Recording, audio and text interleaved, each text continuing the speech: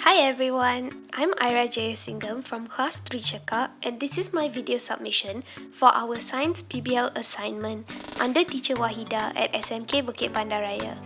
Today, I will be taking you through a step-by-step of how I made a model of the human heart, followed by the parts of the human heart, and then the flow of blood in and out of the human heart. So, let's begin. The materials I used to make this model are a pair of scissors, some tape, some cardboard, glue, a couple of markers, pencil, eraser, and 2 sheets of manila card in the colors red and blue. I started off by drawing a base diagram of the human heart from a reference photo. After that, I traced the drawing I had made with a darker marker to make it more visible.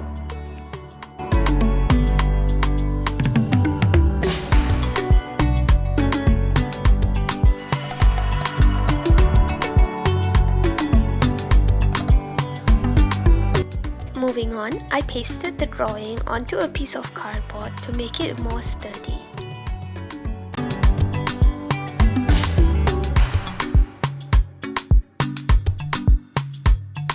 And this is what it looked like on the cardboard. I then began cutting it off to create a neat edge.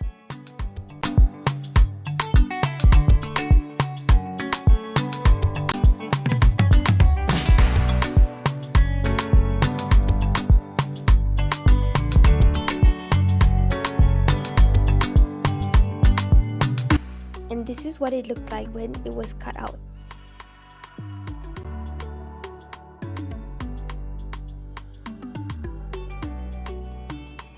In this clip, I am cutting out the pieces that will form the valves.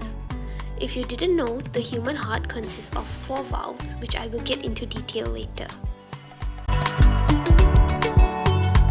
Here, I am adding cardboard to the valves to make it 3D.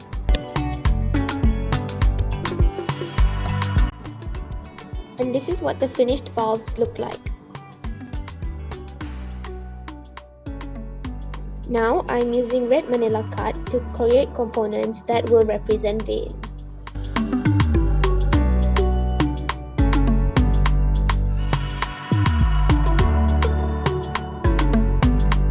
And these are the completed components from red manila card. In this clip, I'm doing the exact same thing for different components with blue manila card.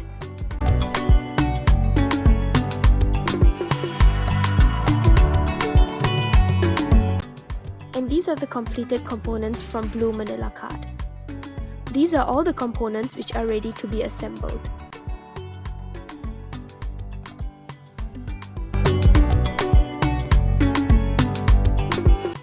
And now I have begun assembling the heart to bring it to life.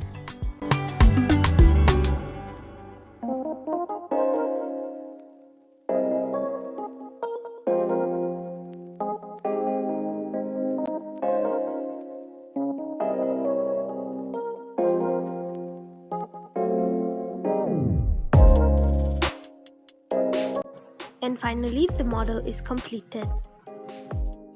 I have labeled the parts of the heart from number 1 to 12, along with arrows which show the movement of blood in and out of the heart.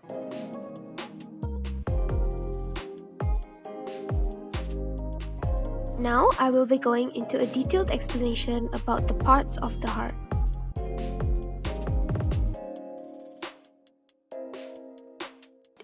Number 1 and number 2 are the superior vena cava and inferior vena cava. Number 3 is the aorta. Number 4 and 5 are the right and left atriums, whereas number 6 and 7 are the right and left ventricles. Number 8 is the pulmonary artery, which is one of the 2 semilunar valves. And the aortic valve is the second of the 2 semilunar valves. Number 10 is the pulmonary vein. And lastly, number 11 and 12 are the bicuspid and tricuspid valves. The parts and names that are in blue color represent deoxygenated blood, which is blood that is low in oxygen, whereas everything in red represents oxygenated blood, which is blood that is rich in oxygen. Moving on to the functions, the heart consists of 4 main valves as per explained earlier, which are the semilunar valves, bicuspid valve and tricuspid valve. The semilunar valves, which are at the pulmonary artery and the aorta, ensure that blood only flows in one direction and not back into the ventricles. Whereas the bicuspid valve allows the flow of blood in only one direction from the left atrium into the left ventricle. Besides that, the tricuspid valve allows the flow of blood in only one direction from the right atrium to the right ventricle. So now you may be asking, how does blood flow in and out of the heart? Well, I'll explain that to you now. The entire cycle starts when oxygenated blood from the lungs enters the left atrium through the pulmonary vein. When the left atrium contracts, oxygenated blood is forced to flow into the left ventricle, passing through the bicuspid valve.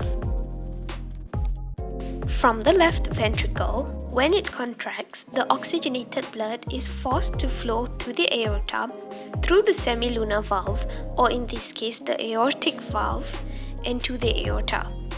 Blood in the aorta is then carried to the entire body except for your lungs. The oxygenated blood from the aorta that goes to the whole body is absorbed by the whole body and then turns into deoxygenated blood. Now, the deoxygenated blood enters the heart through the superior and inferior vena cava. The deoxygenated blood enters the right atrium and then passes through the tricuspid valve into the right ventricle. When the right ventricle contracts, deoxygenated blood is forced to flow out into the pulmonary artery, passing through the semilunar valve, which in this case sits at the pulmonary artery. Then, your deoxygenated blood goes back to your lungs through the pulmonary artery and at your lungs performs gaseous exchange. I hope you enjoyed the video. Bye!